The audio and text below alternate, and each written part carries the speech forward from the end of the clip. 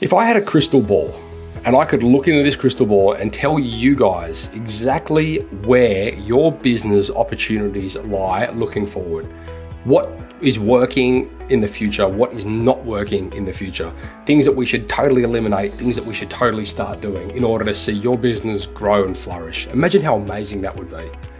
Guys, I don't have a crystal ball, but I do have the next best thing. We've recently just launched our opportunity analysis, and the entire premise of this exercise is to help you guys understand where the holes in your bucket currently lie. Why is that important? Because we don't want to start filling a bucket that's leaking. Guys, for a limited time only, I'm going to be offering this as a free giveaway. It's $350, but for you site shedders, you're going to get it for free. You need to head across to tradie.wiki/grow and enter the code SiteShed to get it for nothing. Off the back of it, book a time to have a chat and we'll see where it takes us. We're looking forward to helping you and seeing where your opportunities lie. Today's podcast has been proudly brought to you by Tradie Web Guys. Tradie Web Guys work with tradespeople only on their websites and marketing solutions to help them stand out from their competition.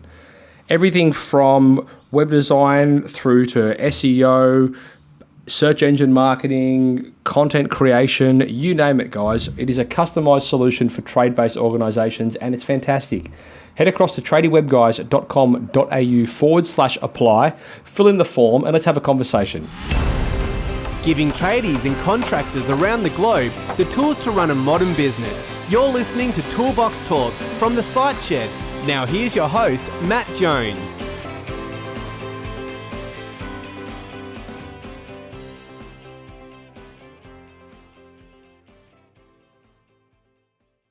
Hello, listeners and viewers. Welcome back to the SiteShed podcast. My name's Matt, and I'm your host today. And you are joined today by Nils Vesk from Ideas with Legs, who is our co-host in this little series we've created called Reinvent Your Trade Business. Nils, welcome back. Hey, thanks for having us. Right, this has been awesome. For you listeners and viewers out there that have not yet checked out the previous 2 episodes, I encourage you to go check that out. You can find that wherever you're listening to this. You can find it on Facebook. You can find it on Spotify, YouTube, whatever it is. But go and check out episode 1, which was Refocus and Reset Your Mindset. Episode 2, which is Reinvent, how you deliver what the customer really wants. And in this episode, we're going to be talking about rapidly reinvent your marketing. This is part of the Reinvent Your Trade Business series that we are conducting here, and we are closing off today. Nils, you're from Ideas with Legs. You've got a brand new book called the Reinvention Sprint, the fast track way to rethink and rebuild your business. Guys, you can get hold of that book over at Amazon, or you can also get hold of it over at the reinventionsprint.com. All of those links are going to be available in the show notes. So don't sweat, guys. Head across to the siteshed.com, search Nils, Nils, and you will just go to the most recent podcast and you'll be able to see all of those links. So Nils, thanks very much for coming back on the show. Hey, thanks for having us, Matt, and really excited about helping people with some ways to reinvent their marketing. Absolutely, yeah. And I know that in the past 2 episodes, we've certainly alluded to many marketing-related things, so I feel like we're going to bring this one home with a bang. Yeah. And I guess for the listeners who haven't listened to the previous episodes, one of the things that we did talk about was this understanding your customer. And I think a good thing to think about in marketing is that often people will make the mistake that everyone's their customer. And yes, you could technically, depending on what your trade is, you could be working with a whole stack of customers. But is that going to be the best thing for your business? And is that the best thing that's going to give you the most joy in the work that you do day in, day out? Mm-hmm. And I guess a good following on from some of that customer work that we did in the last episode, a question to think about is, who do you think is your best customer? Because if you can get clearer about that and understand a little bit about, who they are and what makes them tick, then you can actually start to market to the person that you want. So in the last episode, I mentioned, one tradie business where they said, the best customer that we want are people who are not going to say filthy rich, because there's nothing wrong with being rich, but very, very wealthy, who want extreme latest technology, home theater, entertainment systems that would, upwards of $250,000. And the reason why that is, they want them as their favorite customer, is that they appreciate technology, they appreciate cutting edge, and money isn't an object to them, so that, they're prepared to pay for that quality. So my question for you, just to put it in the toaster and see what pops up, is to ask yourself, what are some of those characteristics of your best buyer? And also, what kind of mindset do you think they embody? So to give you an example, for me, in my world where, sometimes, even though we work with startups and sometimes small businesses and tradies and big companies, our best clients by far are switched on innovation managers who want to look at ways that they can expand different things. They're excited about doing things differently. They're willing to experiment and try things, but they're also, they want to use evidence-based approaches. So there's a whole kind of, profile that I can create around who these people are. So then when it comes to my marketing, if I'm marketing to that specific type of audience, because they're the ones that I know are going to be paying the most for the type of service and investment. So my question for you is, who is your ideal customer? Is it the elderly people who live down the road? Because you don't mind having a chat with them, and you know what, you might only be replacing a few bulbs and that if you're a Sparky, but you know that it's easy work, and if you approach that the right way, you could market to tradies for seniors. Again, that's probably one of the first things I'd like you to start thinking about. Yeah, I think a lot of the listeners and viewers out there have done and do this quite well, and call it niching or whatever it is. They do put quite a bit of emphasis in this, and we've spoken about like niching on the show many times. And in my experience, I mean, you look at my business, right? Like essentially, we only do websites and marketing for tradies. And does that mean that we can't do that for other businesses? No, not at all. I mean, essentially, at the end of the day, a trade business is a small business. Like we could do it for any business, but if I was trying to get and even in this podcast, like this is a business podcast. There's no question about it. This is what we're talking about here is relevant to any vertical, any industry. But if I want to get some impact and some saturation, from a marketing point of view, by targeting a vertical, which for me is trades, we've been able to, land a very big footprint in that space.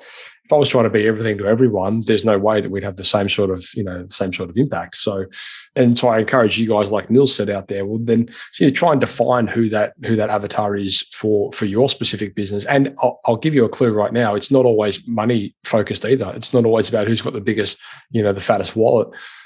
We worked with a trade business out in Perth. This is going back a few years ago now. And when we were sort of looking into their business model. This was part of a coaching program that I was sort of working with at the time. But when we were looking at their business model, we could see that they had a couple of different areas in their business which was generating revenue. They had residential and they had commercial.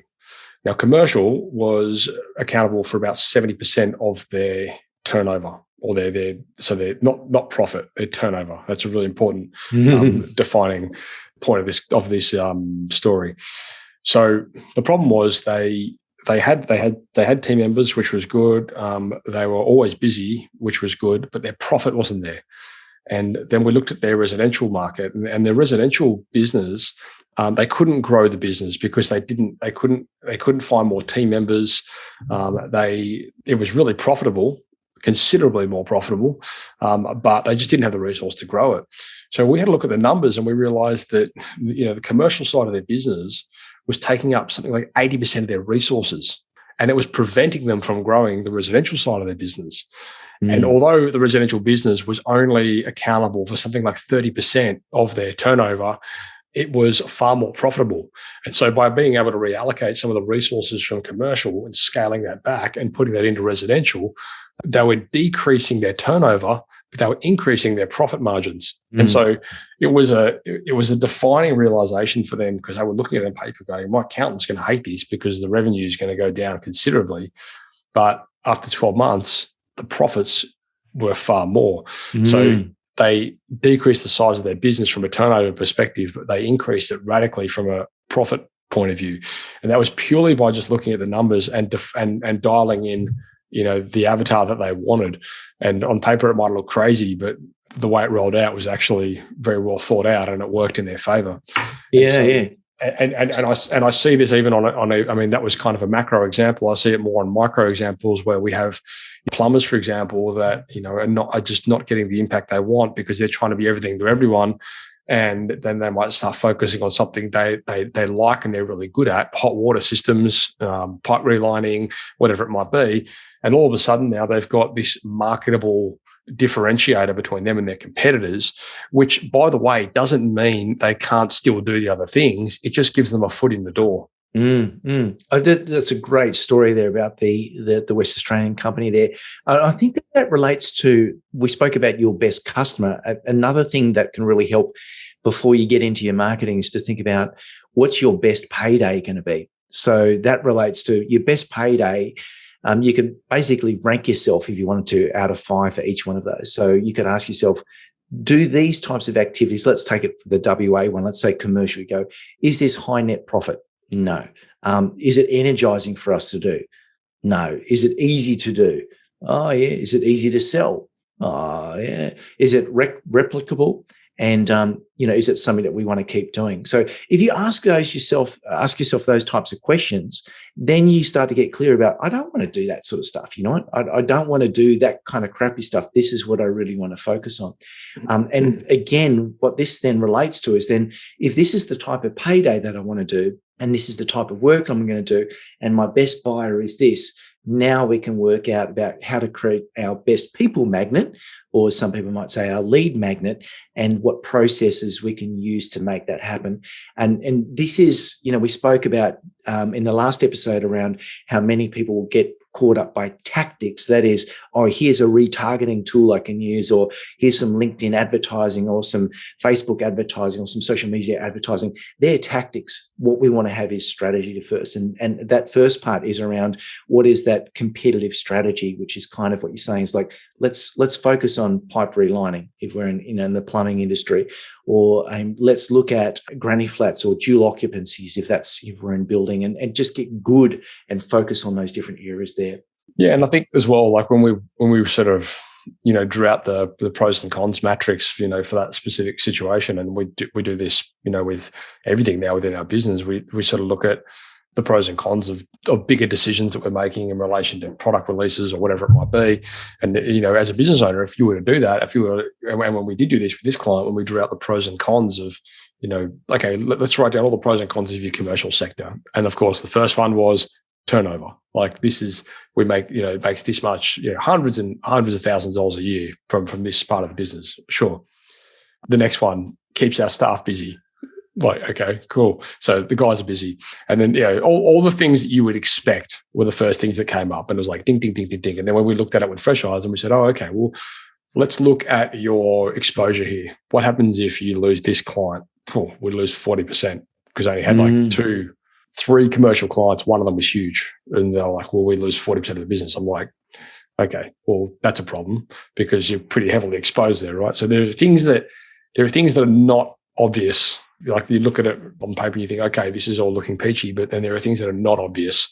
And so, okay, let's talk about your staff. Obviously they're busy here. Do they enjoy it? No, they hate it.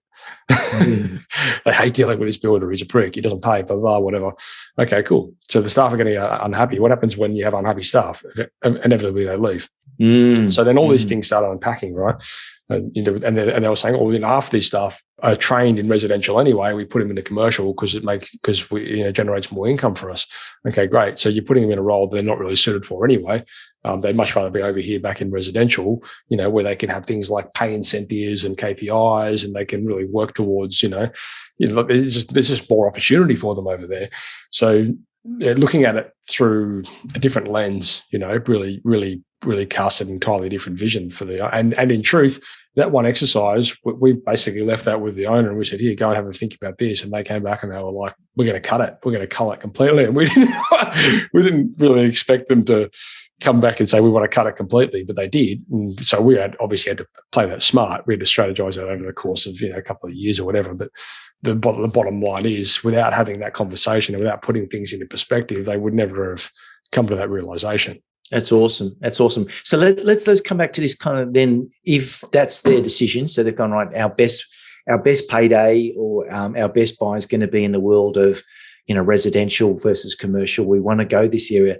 We want to think about our competitive strategy. And this is not as difficult as we might think. It's as simple as asking ourselves something like, we're the only company that do X. So, we do more X than anyone else out in our suburb or in our city. We're best known for, X, Y, and Z. And if you can start just ask a few of those questions, you might find, we are experts at, pipe relining. Pipe relining is our favorite different thing.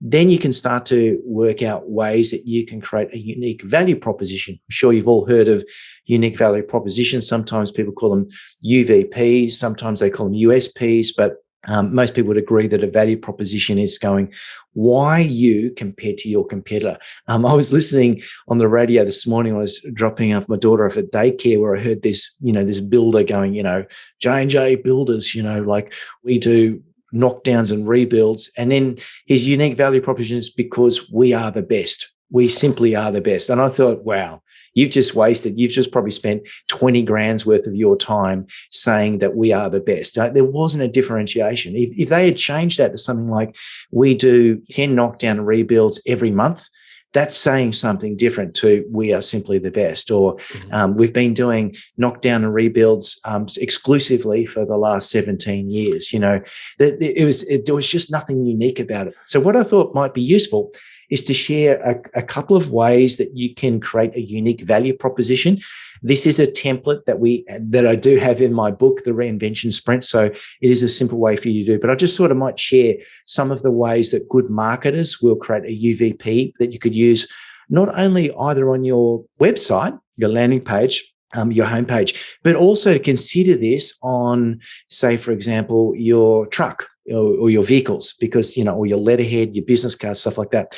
So there's one that called the what, why, how UVP. So your product is the blah, blah, blah to create a benefit. So for example, the Reinvention Sprint, that's my kind of book here, is the fast and easy way to discover untapped revenue streams. Let's say we're duplex builders is the simplest, easiest, no complex way to get a development done without a DA, whatever it might be. But it's trying to go, what is the best way to create a benefit? So we are the best way to create a benefit. Another one is we help do something special. So we help target market X do achieve Y by doing insert your special process or method. So let's say we'll go with this granny flats. We help young families achieve more income by creating granny flats fast and cost effectively without a DA.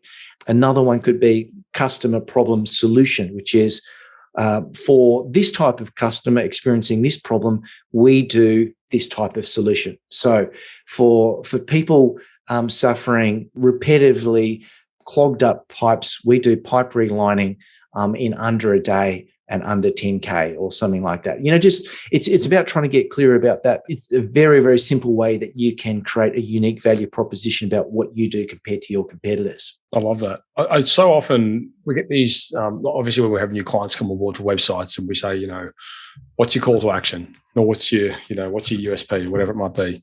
And they come back, and I would say in truth, 98% of the time, they would come back with something that I would then say to them, all you've given me here is permission to play. And by that, I mean, they'll come back with things like, we guarantee our workmanship. I'm like, you can't market that. Of course you guarantee your workmanship. We're fully licensed and insured. You would hope so. We're reliable and trustworthy. Yeah, okay, that's great, but that's not something marketable. That is expected. Like there are things that people try and market on their websites as, like you said, we're the best builder. Like that's not a thing. That doesn't even make sense, right? Like best at what? Best, so there's things that sometimes it takes a bit of thought. I love the framework that you've got there. And I think so many of you listeners and viewers out there should get hold of the book and dive into that, because I think it would take you probably 5 minutes to come up with some incredible, unique value propositions based on things that you are actually really good at. And don't try and market permission to play. it just doesn't make sense. And another thing you can use quite often is statistics. So let's say, for example, if we come back to one of the previous episodes, we spoke about what do some of your customers believe about your industry. So let's say, for example, I'm going to do an extension on my house and I want a builder to do that. I might be worried that, most builders always seem to have to come back to rectify things because they don't get it right the first time. That just might be a belief. So you could say something, this is called the intrigue UVP. So you're given an interesting statistic to a problem. Say, for example, over 2,200 home extension builds require rectification work. At XYZ Builders, we make sure there are no needs for defects because we do X, Y, and Z in order to create these different results. But you can use statistics. I think on our website, because we've got a few I can't remember off the top of my head, but we say something like, there are 3,665 businesses entering in your industry each and every year. So like, it's kind of like you need to differentiate because it's about, you need to be able to reinvent yourself in order to do that. So statistic can work quite well.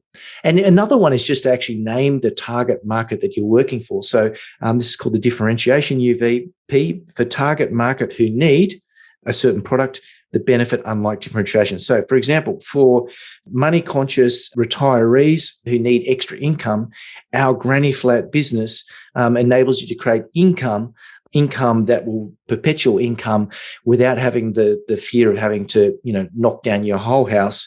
And we differ this by doing it at a cost-effective price.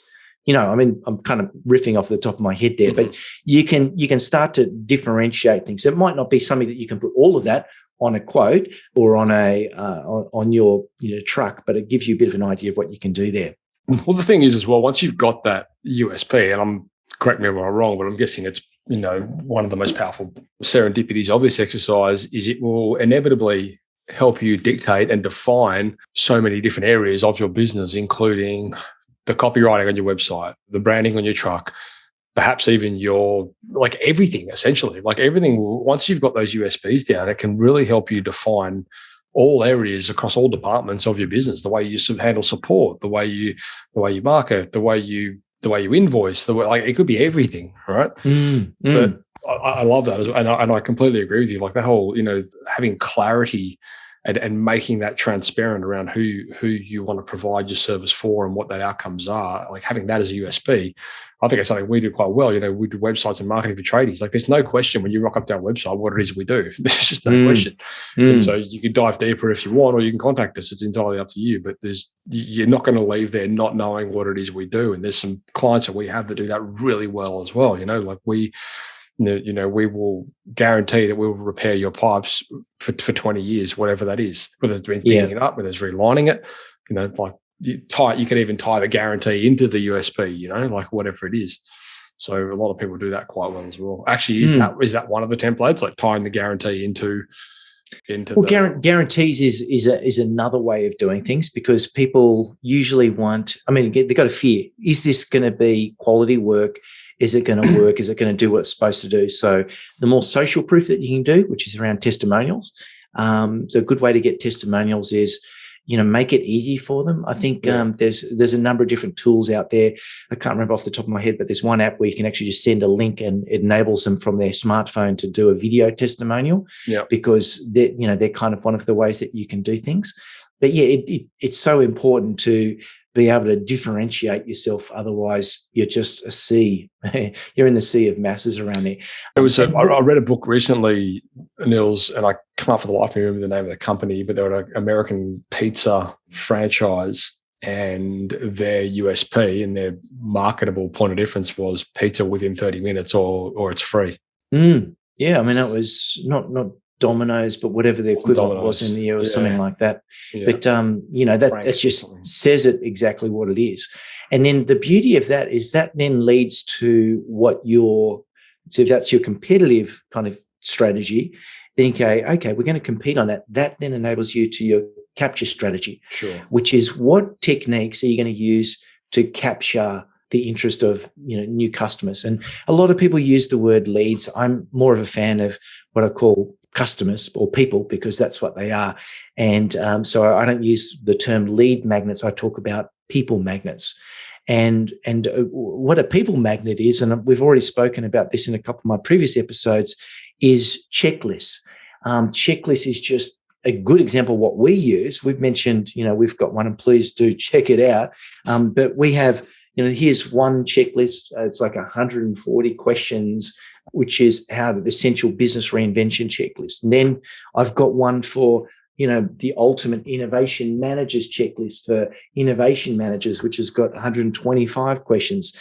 And yes, there's some value. And yes, I'm kind of giving away some content. But what it does, it's creating a experience of who you are. When we think about when someone buys, if they haven't had any experience of you, the level of trust is going to fall down. So imagine trust is built on two pillars: expectation and experience, and trust sits on the top there like a beam. So if they have an expectation of you, but they haven't had experience, then that beam's going to fall down because they don't match each other. So the challenge that you've got is, how can you give people an experience of you as quickly as possible, as cheaply as possible, and that sort of shows that you can deliver on your promise, that then people go, okay, I trust this person. So if you're saying you are, the best, knockdown, build up house builder, then you want to give them some sort of experience that why you might want to do that. So you might have a checklist, which is, the 120 question checklist for a knockdown rebuild of your dream home. And people go, oh, wow, it's adding value. And will there be some people that go somewhere else? Yes, there will. But chances are, not only is it going to work in terms of your search engine optimization strategy, but it's just creating trust straight away around what people do. And if you're the person who's creating that, you've got the ownership of it. It's just an amazing tool that you can use. And, you can actually, even if they haven't used it, you can say, if you're on a sales conversation, and how'd you find out about us? Oh, next door neighbor said, have you checked out our checklist? No, what's that? Well, it will just help you because, we want to make sure that you're clear about the process of a rebuild. Here's our 120 question, checklist that will enable you to be absolutely certain that you're doing the right things to do a rebuild, no matter who you work with. But they're already going, I'm working with you, man. You're making my life easier. That's one form of a capture strategy. So you've got a checklist that might be on the landing page. I would suggest that if you've got something solid like that, have it on the homepage, up front and center, just pretty much right underneath your byline, unique value proposition. And you go, here's my 120 question, or 20, or whatever it is, however many point, whatever your lead, your people magnet's going to be, and just have that front and center on the page there.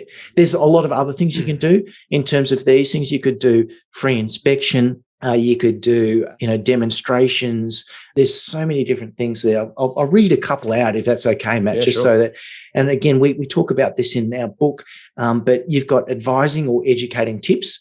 So it could be, a white paper or an article or an infographic even can be really good. Video. Video.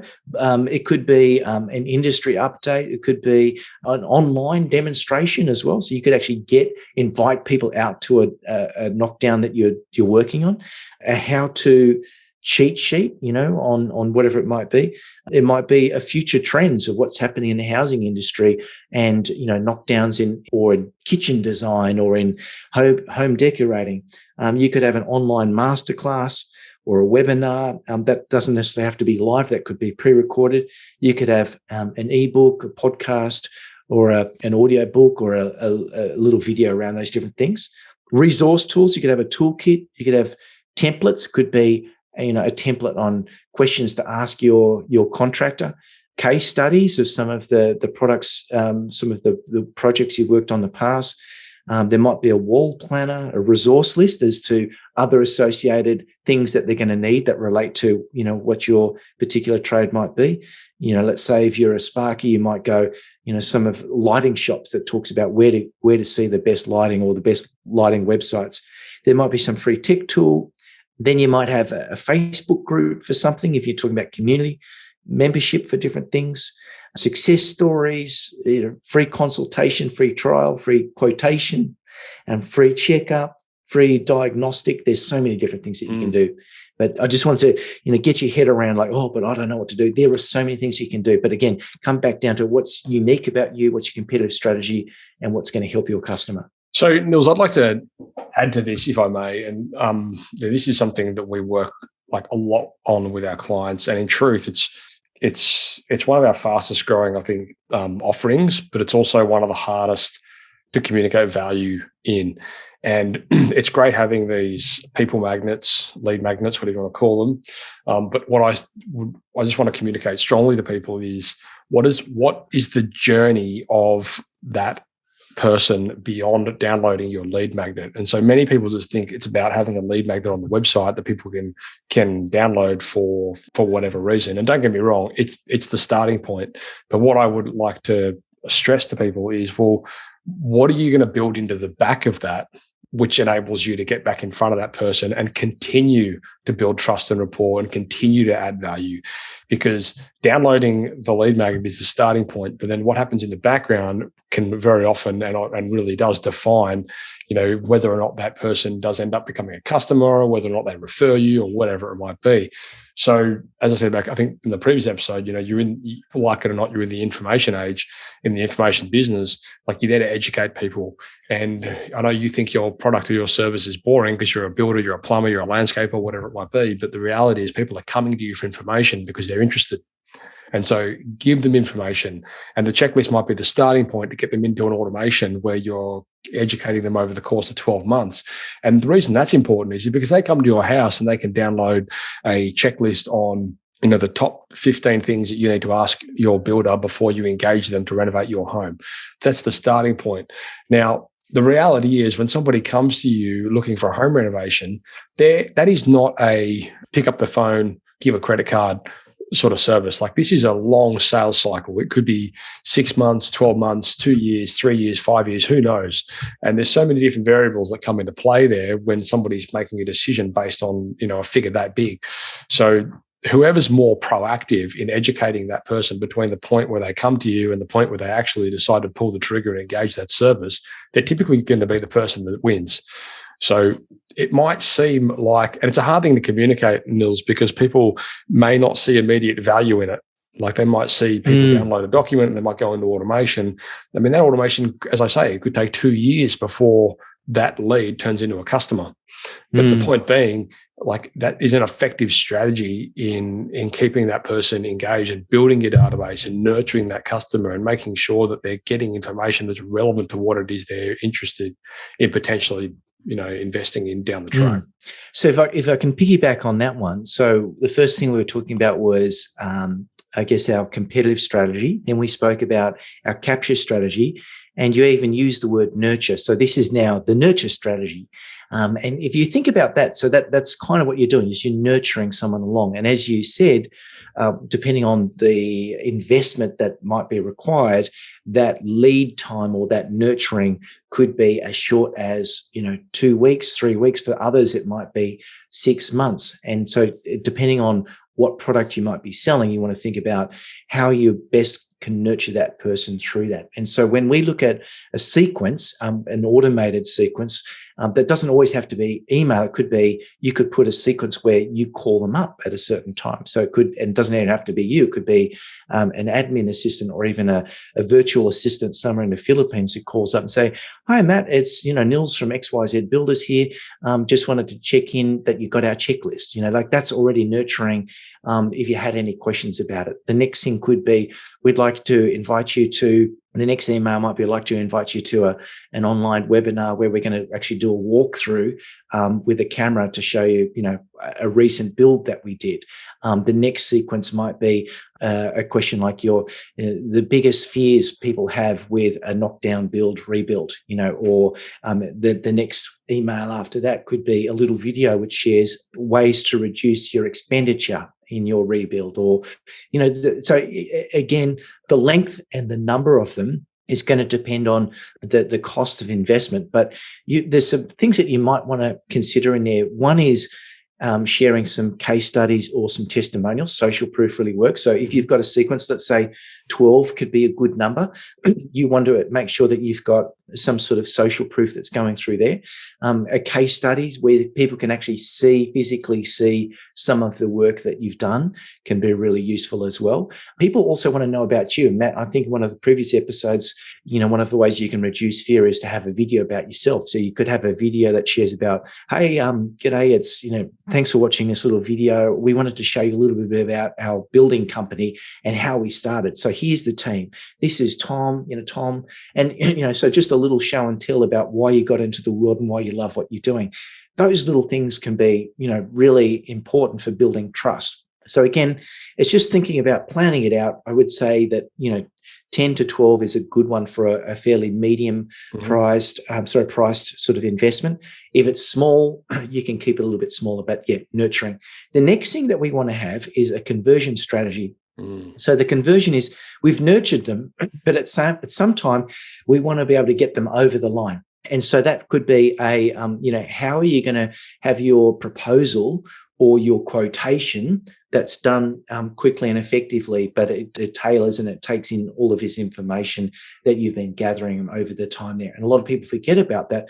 Say, for example, in my world, when we do, if I'm speaking at an event, a lot of people just put a price in and forget about that. One of the ways that we get them over is we do a video proposal. Why? Because no one else does them. And so, we say, hey, Matt, thanks for asking about our potential work. I've, included a PDF which has a breakdown of things, but I thought it'd be much easier for me to talk you through what's doing. And so just doing that one little thing, that one strategy around conversion by having a video is cementing creating more trust. This is the person that we're going to be booking. We like this guy, the way he speaks. It just creates more trust, more rapport, which has a better conversion strategy than just sending out a PDF with some numbers on it because they're going, oh, right. Sure. And you can feel different things there. So that's what I would say sort of, works up with the conversion strategy. Yeah, no, and I would say for you guys out there, it's very important that you do understand and give a lot of thought to not so much the conversation around like lead generation when we're talking marketing, but more around conversion.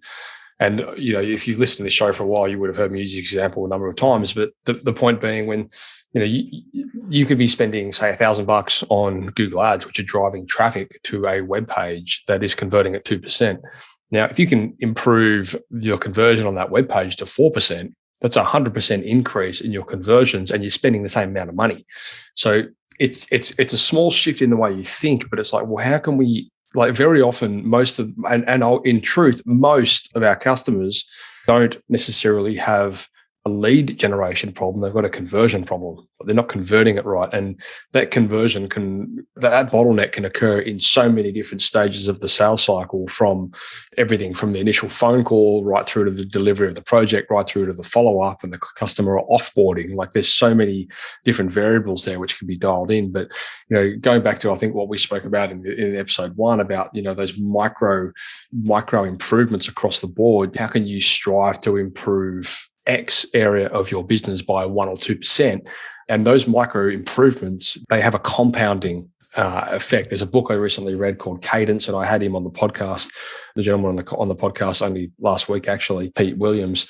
And, we're talking about the 7 business levers. And, by improving those different areas of your businesses by only, 5 or 10%, you can literally double the profit of your business, not the turnover, the profit. So, it's really worth applying some thought into conversion and how can you do something that you're currently doing just a little bit better. And if you can take that mentality, I think, into every area of your business and every area of your life, to be honest, you'll start to see significant shifts. And if I was to piggyback on that one, Matt, I would encourage our listeners today to be brave and to ask if they have lost out on a job, to contact that client and to actually ask, why did you lose it? Why did they go with someone else? And this one's sort of a tough one because it's easy to just go, oh, look, they didn't want me, they didn't like it. But if we don't ask, we don't learn, and we don't learn, then we don't improve. So if we're looking at what's that 1% to 2%, so I'll give you an example. And, it's not often that I don't get work, but there was a client that had sought me out who was looking at doing an innovation program. It was for a university. And I thought, this is great, and I thought I was really helpful doing X, Y, and Z. And then I just thought, wow, everything's gone cold. Something's going on. I've been continually sent through. So I called him up and said, look, I just wanted to check, it looks like I think you've gone somewhere else. He goes, oh yeah, sorry, we've gone somewhere else. And it was kind of like he wanted to close the meeting down, and it sort of left me a little bit with a foul taste in my mouth. So I called back again and said, look, I'm not totally respect your decision to do what you've done. But in the interest of helping me, just for, if you can repay the time I've done in helping you. Where do I send this anthrax? Yeah. I'd love to, apart from kill you, I'd love to know, how I could get better. If we could just ask you a few questions around, how I went about did it. So it was like, so what did you think about, what was my content? Did it hit the spot? Did you like my teaching method? Yes. And all it had come down to was that the director who had made the decision said it was a generational thing. Like, she just was more willing to go with someone older. It was like, and I was like, oh, well, okay. Like, it was nothing, it wasn't about my content or anything like that. It was just that she wanted someone in her age, because she was in her 60s or something, an older person who was going to be running this program. But I learned from it, because I was like, okay, well, I've never come across that before, where someone thought, he's too young for us to do that type of stuff. It was a compliment. It was like, hey, I'm looking good. If they only knew your age. Yeah, that's it. But if I hadn't asked the question, and, sort of had a bit of I'm proud enough to understand that I'm not going to be the right person for everyone. It made me wiser because of it. So if your conversion isn't working, remember, it's not a personal flaw. It's usually a process flaw. But asking people why you didn't get it, and give them a reward to say, don't make it awkward for them, because people, can feel a bit awkward about it. Just go, you could either send a survey, if that makes it say, hey, call it the knockback, or the dumped, or we didn't get the second base kind of survey. Have some fun out of it, and you'll learn from it. This then can lead to the next strategy, which is around your optimization strategy. And this is where you ask yourself, how can we increase sales? Because we might sell them an X widget or an X service or a replacement of this or that. But what if we could look at how could we be able to upsell them in a different way, and what ways could we do that? So I know I've got this one client who does something in the retail fit out world, where what he would do is sort of go in, unbeknownst to them, with a 360-degree camera, sort of spin around the shop and do different things. And he'd sort of go and say, look, this is what we can do. And he said, what I can also do is we can use this 3D footage that I've got here, and I can use it for internal, I think it's like a Google in the shop. I think there's some Google. So he's got like an extra business that he adds on by doing when he's doing his quotation, stuff like that. So my question for the people watching and listening today is, what is your optimization strategy? Is it would you like some, are you having any other troubles in the house, or, how are your pipes been going? When were they last replaced? X, Y, and Z. Think about that. Yeah, it's definitely, I think that also, you can make that process a little bit easier. Like you said, I don't know if it's this episode or the previous episode, with having that checklist where you're staying consistent and you don't forget things. Yeah. And this also leads us to our next, final two strategies. One is around reactivation. The other is your referral strategy, because we, especially in trades, we can be, thank you, I did the job, I'm in and out. It's like, I'm not going to be coming back here, or I don't want to come back here, or just call us if anything ever breaks down again. And that one-off mindset, that transactional mindset rather than an interaction, is something that can cost us a lot of what we call lifetime customers, where we could be just generating. If we look at our customers as being the lifetime value of our customer, we can increase our revenue and our profit margin massively just by going, well, if I know that customer is going to be coming back every 2 or 3 years, or referring, then that's going to increase my profitability. So the question might be, if we do have an old client And it might have only been, replacing some or putting in some new outdoor lights and something. How can we reactivate them to stay top of mind without it being too much effort? So it's not too much effort, but it's done in a way that's adding value to them, or it's creating value to you, or just might even be humorous type of thing. So it's real estate agents or realtors, as they call them in the US, have a similar kind of challenge where they might have sold a house to someone, but how do they keep in mind or keep it front of mind, even though they might not be selling a house for, another 10 years, but how do you do that type of stuff? So you want to think about that. I think that's a challenge for a lot of the builders as well, because they're like, well, we build the house and they might only have one a lifetime. So the challenge for them is, well, how can we sort of build value into to that client beyond what we do, which may realistically, it may not even involve us, but that's kind of the penny drop. It's like, well, we can still build trust and rapport, and we can still be referable by staying front and present with these people and recommending other services and, additions that can help their home and whatever it might be. But I would challenge you on that one. So let's say I build a house, 10 years later, the kids move out, whatever it might be. Okay, sure. What can I could build a granny flat. I could build a pergola. I could, sure. There may not be everything there, but they're little things that we could, and if you follow the path of, let's call it a life cycle of someone, they might start off living in a small unit, then they move to a bigger unit, they might move to a big house. There's a whole life cycle that you can probably, map out fairly easily around what that next build would be or what their next job might be. It might be after they've done the extension or they've done, a granny flat, they might then look at buying investment property. There usually is more that someone can sell other than that one job. But then if you are looking at the referral thing, you might look at, what ways could you create a sense of community? So let's say it could be the JJ's Builders House kind of community, which talks about something, and there might be a referral strategy that not only is internal, but it could be for other trades as well, like your landscapers that can, if you're getting a commission from referring a good landscaper or other tradies as well, it's another way of creating some passive income just by, having a distribution agreement with different trades and aligned tradespeople. Yeah, for sure. Love it, mate. It's great.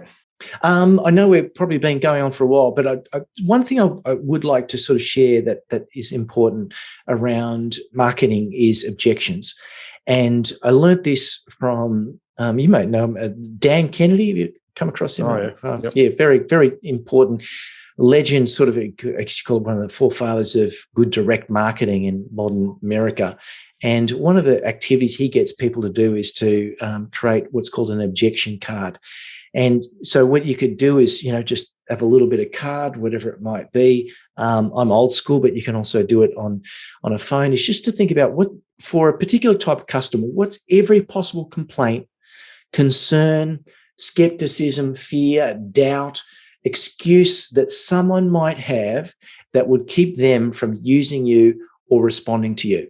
And if you can nail those down, it just makes your marketing so much more compelling. So let's say, for example, I will, in my world, when I'm working with companies that are inventing a product, or that they could be, one of their big objections is, innovation is too risky. So I just go, I'll name that right up front. It's like, innovation does not have to be risky. In fact, it can actually be done almost risk-free through rapid validating prototyping that costs very little money. It can be done in 7 days. And they go, oh, wow. So you kind of want to nail every one of those objections, because if they're thinking it, then they're going to behaving the same way. So depending on what your objections might be, let's say it's building a new house or doing a knockdown, the objection might be, it's just going to be too hard. It'd be easier just to buy a new house, because doing the BA building application or development application, depending on what country you're in, is going to be too much difficulty. So you need to be able to say, here's why it isn't, because at JJ Building, we take care of every step. And it's a proven process. It's a defined time that is X amount of time. We don't get, of the 345 building applications we've had in the last 12 months, we've had 0 rejections, whatever it might be.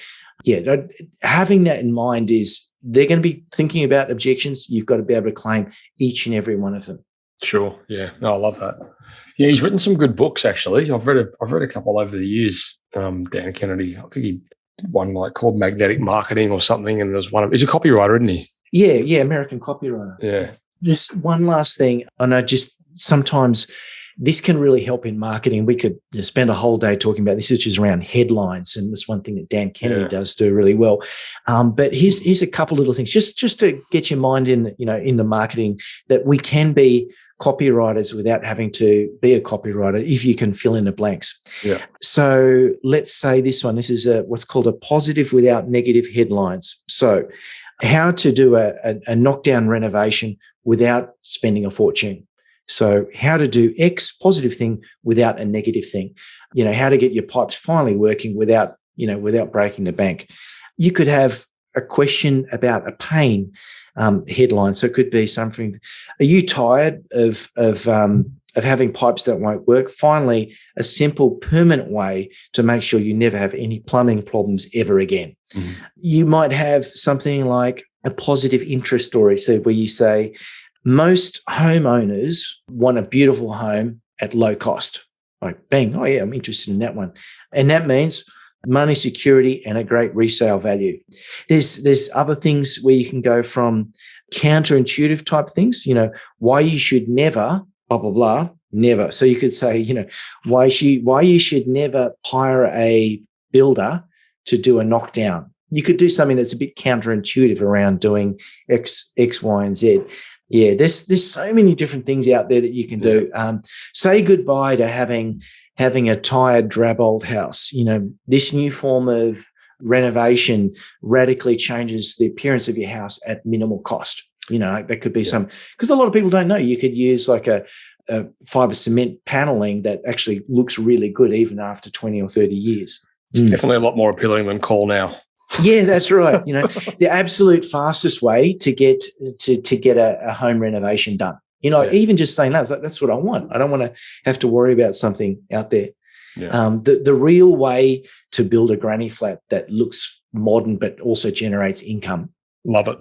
Mm. Cool, man. Well, this has been great. Are we drawing to a close here, or is there something else you want to... I think that's about it. I mean, let's just recap a couple of those things there. So in terms of reinventing your marketing, it's easy to get caught up into thinking about tactics versus strategy. And, if you just get clear about these things, what's your competitive strategy? So what is unique about you? We're the only tradies that do X, Y, and Z, or we do over blah, blah, blah of these types of jobs each and every year. What is your capture strategy? So what are you going to use as a people magnet or a lead magnet, if you want to call that, to grab people? Is it a checklist? Is it an inspection? Is it a X, Y, and Z? What is your nurture strategy? How are you going to move them from that and giving them a sense of experience and trust with you? Is it for 12 weeks? Is it for 4 weeks? Is it a series of emails? Is it a phone call? Is it some lumpy mail? That's another cool thing. Send something in the post, make those post people work, and surprise someone. And then what's your conversion strategy? Is it a video proposal? Is it a particular type of quotation that people do? Is it, and then what is your optimization strategy? So how could you upsell them onto something else? And what might be your reactivation strategy for those previous clients in the past? And what might be your referral strategy? I think it was in the last episode we actually spoke about the marketing budget for Tesla is pretty much zero in that they don't actually, pay for paid advertising. They have a referral strategy, and that's one of the reasons why they're so successful, and also would save them a stack of money. Yeah. Awesome, mate. This has been great. Thanks so much for all this insight. And I suppose for you guys out there that want to get more information on this, Nils has more or less spoken, I would imagine, directly from his new book that he's just written called, there you go, the Reinvention Sprint. So you guys definitely go get your hands on that.